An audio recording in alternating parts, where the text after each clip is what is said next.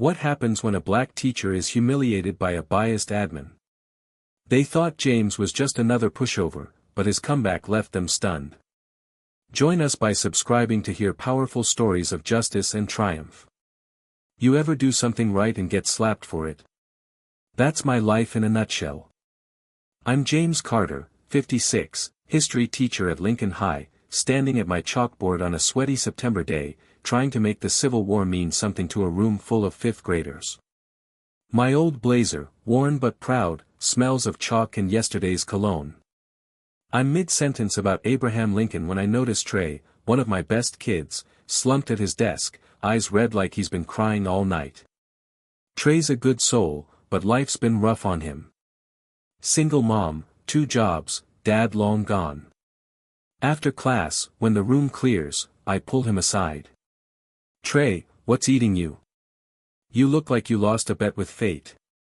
He mumbles, but I press, and he spills. The basketball coach, Clark, is kicking him off the team for bad behavior. Bad behavior? Trey's politer than half the staff here. I dig deeper and learn Clark flipped out when Trey asked why he wasn't playing. That's it. No fights, no trouble, just a kid wanting answers. I march to Clark's office, a sweaty gym closet reeking of cheap deodorant. He's a big white guy who thinks yelling is coaching. What's this about Trey? I ask. He barely looks up. Kid's mouthy. Don't need him. Mouthy? I push back, saying Trey deserves a shot. Clark smirks, but relents, not because he cares but because he doesn't want a scene. I leave, thinking I've won one for the kid. Trey lights up when I tell him, hugging me, big deal for a 13-year-old. I head home, humming Marvin Gaye, feeling like a hero. Next morning, I'm in the staff room grabbing my coffee when Mrs. Hayes, the vice principal, corners me. Her tight bun and pinched face scream trouble. Mr. Carter, we need to talk about your conduct, she says, like I'm a kid caught cheating. Conduct? I keep cool, asking, what's this about? She crosses her arms. You're meddling in matters that don't concern you. Coach Clark says you're undermining him by coddling a problem student. Problem student? Trey. I want to laugh, but her eyes tell me this ain't about Trey. It's about me, my skin, my voice, my nerve to exist. Consider this a warning, she says, smirking. I walk out, fists clenched, knowing this is just the start. What happened next flipped everything. You won't want to miss how it went down. I'm in the school hallway, Hayes's words burning a hole in my chest. A warning?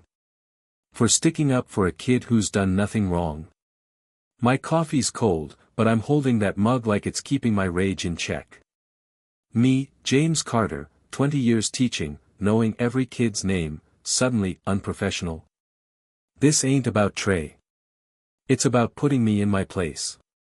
I spot Hayes whispering with Clark in the hall, their eyes darting to me like I'm some crook who crashed their party. Clark's got that smug grin, like he's already won. Oh, you think you've got me, huh? Keep dreaming. I head to my classroom, determined not to let them see me sweat. My kids are waiting, and I plaster on a smile, diving into a lesson on Martin Luther King Jr. but my mind's racing, replaying Hayes's smirk, Clark's sneer. After class, Miss Ella, the librarian, a black woman in her 60s with eyes that be seen it all, pulls me aside. She shuts my classroom door and says, James, I heard about Hayes. Watch your back. She's not just admin, she's the system. I nod, her words sinking deep. Ella's been here forever, passed over for promotions because she didn't fit the image. System, huh? I say, my voice dripping sarcasm. Guess I'll have to give it a dance. She shakes her head, but her eyes spark. Don't dance alone, James. We've got you. I'm grading papers when Trey bursts in, out of breath. Mr. Carter, they're trying to kick me off the team again. Clark says I don't fit, and Hayes backed him. His voice cracks, and I feel my blood boil. They're not just coming for me, they're hitting my kids to prove a point. I calm him down, promising to fix it, but inside, I'm a volcano. I head to Hayes's office, but Rogers, the principal, a white guy who avoids trouble like it's his job, intercepts me. "James, my office. Now." His office smells of old books and polish. He sits, hands folded, and says, "I've got complaints from Hayes and Clark. You're stirring up tension by meddling. I'm looking into your conduct." I stare, disbelieving. "Tension? Me? You talk to Trey?" I ask. "Or are you just swallowing what Clark and Hayes feed you?" He sighs, like I'm a kid who doesn't get it. "Focus on teaching, James. Leave discipline to us." I walk out, feeling like I've been punched. This ain't a school. It's a machine, and I'm in its gears. This was just the spark. Stick around for the fire that came next. I'm in my car on the school lot, Rogers's words echoing, "Focus on teaching." Like that's all I am, a robot spouting history facts. My glasses fog up from the heat of my anger. I stare at Lincoln High's peeling walls, wondering how many kids like Trey are crushed because I'm supposed to stay in my lane. I drive home, Marvin Gaye's "What's Going On" playing low, but my mind's a storm. I think of my late wife, Laura, her voice clear as day. "James, you're not just a teacher. You're a beacon for these kids." She's been gone 3 years, but her words keep me standing. I remember a night we were turned away from a theater, told tickets sold out, though the place was half empty. Laura held my hand, chin high, but later, in our car, she cried, asking, "Why's it always a fight, James?" That question haunts me now, sitting in my living room, her photo in my hands. I'm no superhero, just a man, and this fight's wearing me thin. Next day, I'm back at school, refusing to let Hayes and Clark win. But they're ready. In the cafeteria, I catch Hayes watching me, scribbling in a notebook like she's building a case. I slide next to Ella at lunch and mutter, "What, I'm under surveillance now." She snorts. "James, you've always been watched. They're just dropping the act." She leans in. "Heard Hayes told Rogers you're inciting kids. Stay sharp." Inciting? For teaching them to think. My stomach twists, but I nod. In class, Maria, a bright kid, raises her hand. "Mr. Carter, why's Trey off the team again? He didn't do anything." Other students murmur agreement, and I see it, they know the game's rigged. I say, "I'm handling it, but remember what I said about King. Sometimes you fight for what's right." Their eyes light up, giving me strength. But after class, Hayes storms in, no knock. "Mr. Carter, you're out of line discussing discipline with students. That's unacceptable." I stand, meeting her gaze. Unacceptable? Kicking Trey out for nothing, that's what's unacceptable. Her lips tighten. "You're getting an official warning. One more, and we'll talk termination." She leaves, and I sink into my chair, rage and helplessness clashing. This ain't about teaching. It's about my skin, my nerve to speak up. They want me gone, but I'm not budging. This was the line in the sand. You gotta see what I did next. Morning after Hayes's threat feels like waking up in a boxing ring, bruised but ready. I adjust my glasses, Laura's photo on my dresser giving me that, "Get up, James," look. I head to school, determined to keep fighting, but the air's thick with their game plan. In the staff room, colleagues avoid my eyes. Even Miss Jenkins, who used to swap soul music stories, buries her face in papers. Hayes sent the memo, "Steer clear of Carter." I grab my water bottle, "Coffee's too much today," and walk out, their whispers stinging my back. My classroom's my sanctuary, but even there, the kids sense trouble. Trey pulls me aside before class, voice low. "Mr. Carter, I heard you're in hot water 'cause of me. I don't want you fired." His eyes are scared, and it cuts deep. I grip his shoulder. Trey, this ain't on you. It's on them. I'm not going anywhere. He nods, but the fear lingers. I start my lesson, but a knock interrupts. It's Rogers, holding a letter. James, second warning, he says, handing it over.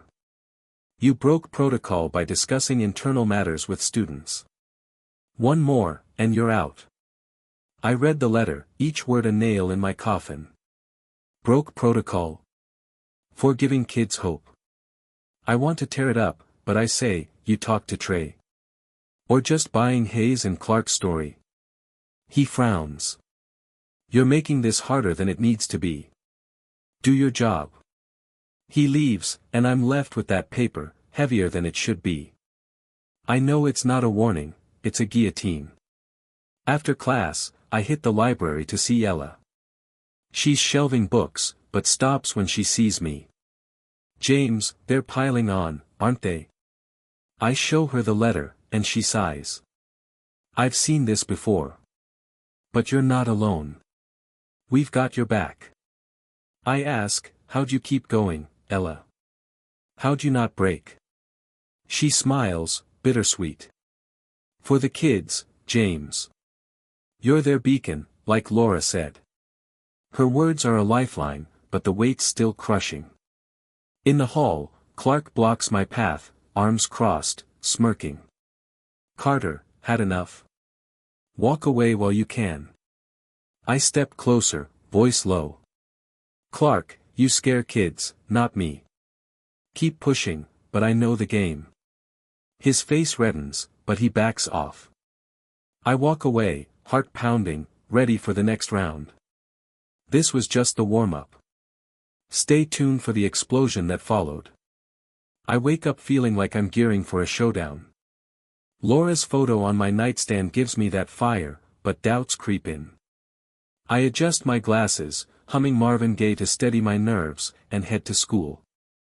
The tension's thick, Hayes glares from her office, Clark turns away like I'm invisible.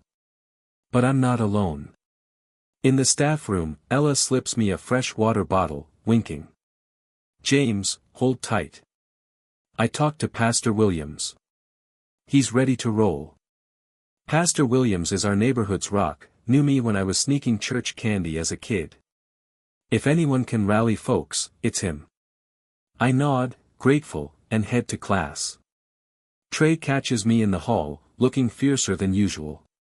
Mr. Carter, I told the team you fought for me. They're with you. I feel a warmth in my chest. These kids, man, they're my fuel. Stay strong, Trey, I say. I've got this. After class, I hit Miss Rita's diner, my spot for soul food and real talk. Rita, a black woman in her 50s with the best pecan pie in town, sees me and says, James, heard about your school mess. That's a disgrace. What do you need? I spill everything, Trey, Hayes, Clark, the warnings. She listens, shaking her head, then says, I'm calling my crew. We ain't letting them crush you. I try to protest, but she waves me off. You're ours, James. We fight together. Back home, I get an email from Rogers, disciplinary hearing in 3 days for unprofessional conduct. My stomach drops. They're not just firing me, they're trying to erase me. I call Pastor Williams, and he says, James, come to church tomorrow. We're planning something big. I thank him, but alone, staring at Laura's photo, fear hits. What if I let Trey down? Ella? Rita? My kids? I whisper, Laura, give me strength. Her smile's my answer. This was the turning point. You won't believe what we unleashed next. The night before the hearing, I'm at Pastor Williams's church, and it's packed. Ella's there, Rita, Trey with his mom, students, parents, even Mr. Jones, the janitor who saw Clark bully Trey. Pastor stands tall, saying, James Carter's our brother. He's fighting for our kids, and we won't let the school break him. I look at these faces, my family, and feel fear fade. Trey steps up, voice steady. "Mr. Carter, you taught us to fight. Now it's our turn." His mom adds, "You gave my boy hope, James. We're with you." I nod, throat tight, knowing this is bigger than me. We plan, I'll face the hearing, and they'll hold a peaceful protest outside school. Rita's bringing her diner crowd, Ella's tipping off local news. I leave, heart pounding, ready for battle. But sleep doesn't come. I think of Laura, how we were denied a hotel room once, told, "No vacancies," while white folks checked in. She held me together, but that night, her tears broke my heart. "We'll make it, James," she said. Now, I'm fighting for her too. Morning of the hearing, I'm in my navy suit, Laura's favorite, glasses polished, soul music in my head. I walk into Rogers's office, facing Hayes, Clark, and a school board lawyer, a white guy with shark eyes. Hayes lists my sins: meddling, inciting students, unprofessionalism. Clark chimes in, saying I'm undermining his authority. I sit, letting them talk, feeling Laura's strength. When they're done, Rogers asks, "James, what do you say?" I stand, locking eyes with each. "You're wrong. I don't incite, I teach kids to think. I don't meddle, I protect kids you're crushing. Trey's a good boy, and you're punishing him for asking questions.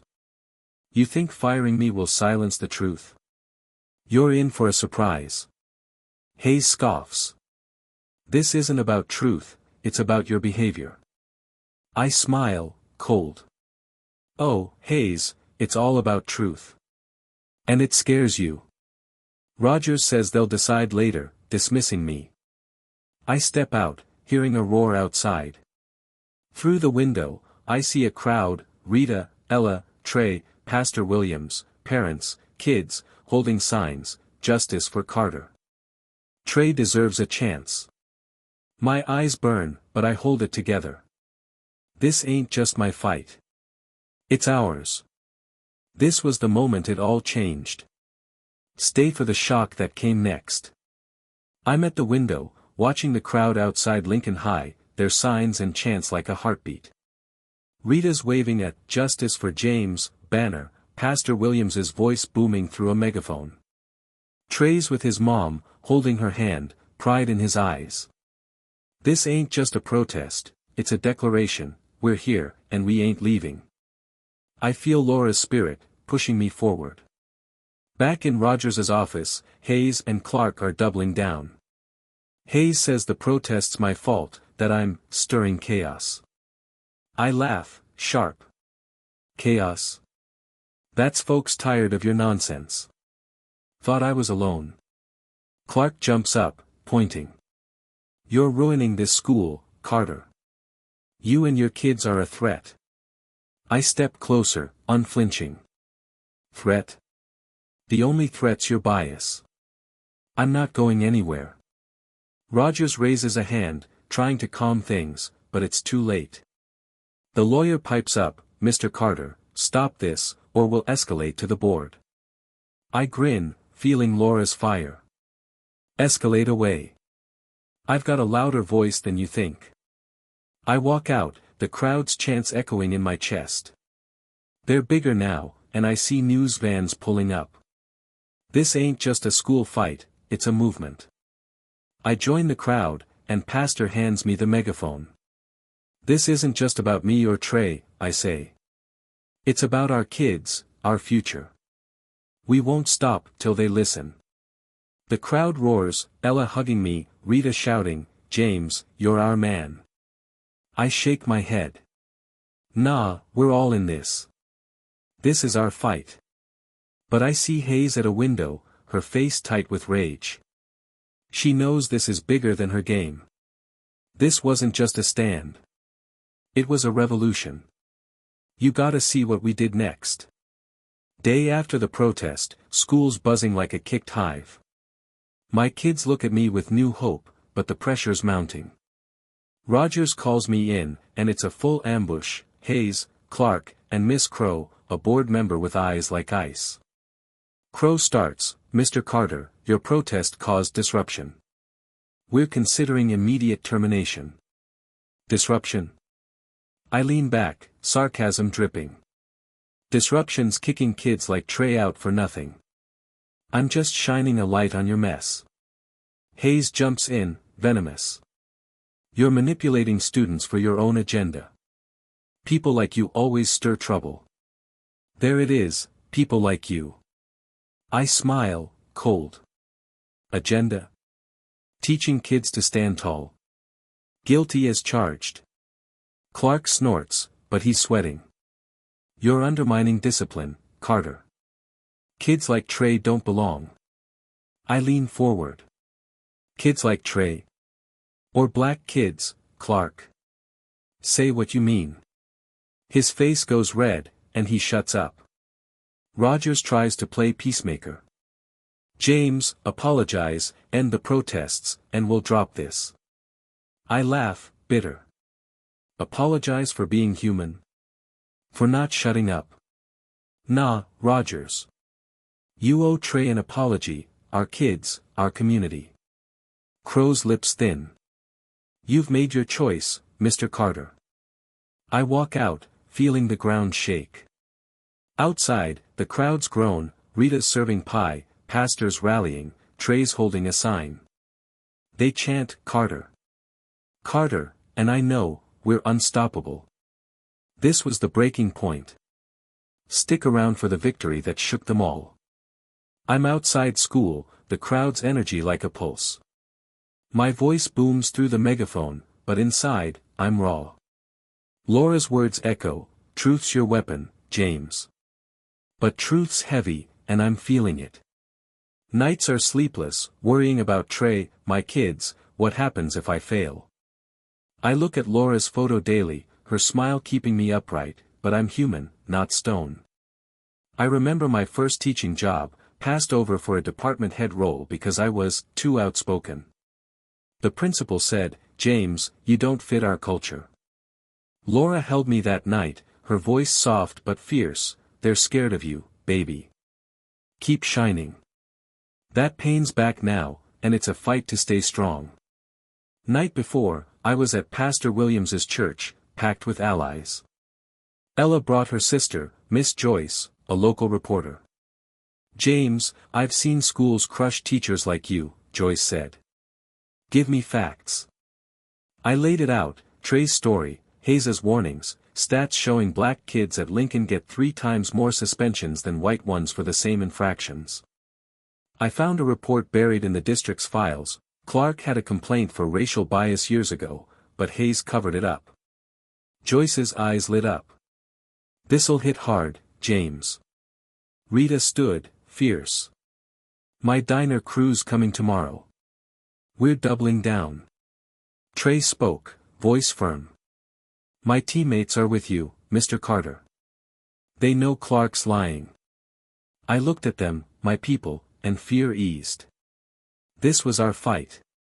But that night, Rogers called, voice shaky. James, stop this. You're tearing the school apart. We'll compromise. I laughed, cold. Compromise? You mean silence? Game's over, Rogers.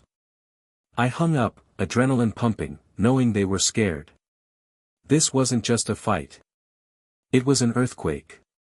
See how we shook the system next. Morning of the public hearing, I'm suited up, Laura's favorite navy, glasses polished, Marvin Gaye in my head. I'm ready, but my heart's heavy. I'm fighting for Trey, my kids, Laura's legacy, and it's a lot. Outside school, the crowd's massive, hundreds, signs high, chanting. Rita's passing out coffee, pastors with reporters, Trey's in front with his mom. Ella hugs me. James, this is your stage. Own it. I walk into the auditorium for the hearing, facing Rogers, Hayes, Clark, and Crow, plus other board members. Crow reads my charges, inciting, breaking protocol, chaos. I let them talk, feeling Laura's fire. When they finish, I stand. You call this chaos? Chaos is punishing Trey for being black. Chaos is threatening me for protecting my kids. I'm not the problem, I'm exposing yours. I lay it all out, Trey's story, the stats, Clark's buried complaint, Hayes' surveillance. I talk about Laura, how we fought bias together, how I won't quit till my kids are safe.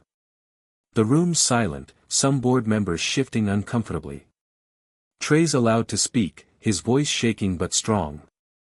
Mr. Carter believed in me when no one else did. Clark kicked me out for asking questions. It's not fair. His mom adds, my son deserves better. James is our hero. Hayes tries to interrupt, but the crowd outside chants, justice, drowning her out. Crow calls for order, but I see her confidence crack. Roger says, we'll review this, but protests must stop. I smile. They stop when you do your job. This was the moment we waited for. Stay for the win that changed it all. The hearing ends, but the fight's far from over. I step outside, the crowds roar like thunder. I grab the megaphone. We're not just fighting for me or Trey. We're fighting for every kid, every dream they try to steal. We'll win. Cameras flash, and I know we're on every news channel. Joyce's article, Teacher vs. System, drops, exposing Trey's case, the stats, Clark's history. The town's buzzing, and Hayes and Clark are sweating. Next day, I get a letter from the board, warnings lifted, I'm reinstated. Clark's suspended pending investigation, Hayes gets a reprimand. But I want more, real change. I call a church meeting, and it's standing room only. Pastor Williams, Rita, Ella, Trey, parents, kids, even Mr. Jones, the janitor, who says, I saw Clark bully black kids for years. I'm in. We form Carter's Voice, a group to protect students and push reform. Joyce pledges to cover every move, and Maria, a student, hands me a letter she sent the board supporting me. It went viral online. I hug her, pride swelling. In the staff room, Jenkins approaches, head down. James, I stayed quiet out of fear. I'm sorry. I'm with you now. I nod. Welcome aboard. At Rita's diner, a white customer says, I misjudged you, Mr. Carter. Keep fighting. Small wins, but they're piling up. I see Hayes in the hall, her eyes burning, but she's losing ground. This wasn't the end. It was a new dawn. See how we rewrote the rules. A month later, I'm back in my classroom, and it feels different. Kids ask questions fearlessly, teachers speak up, the air's lighter. Trey's back on the team, scoring the winning shot in his first game, the crowd chanting his name. I'm on the bleachers, feeling Laura's smile from above. Carter's Voice is growing, we've forced anti-bias training, started district-wide reform talks, and launched scholarships for black kids. Rita's diner hosts fundraisers, Pastor Williams recruits allies, even Jenkins joins our meetings. I'm in class, watching Trey and Maria shine, knowing this is my legacy. I pull Laura's photo from my desk drawer, whispering, we did it, baby. At Rita's that night, the place erupts in cheers. Rita hugs me. James, you changed this town. I shake my head. We did, Rita. Together. A kid hands me a drawing of me teaching, labeled, Mr. Carter, our hero. I raise my water glass, toasting Laura, Trey, every soul who felt invisible. We're here, louder than ever. This ain't over. It's a revolution. Stay to see how we keep rising.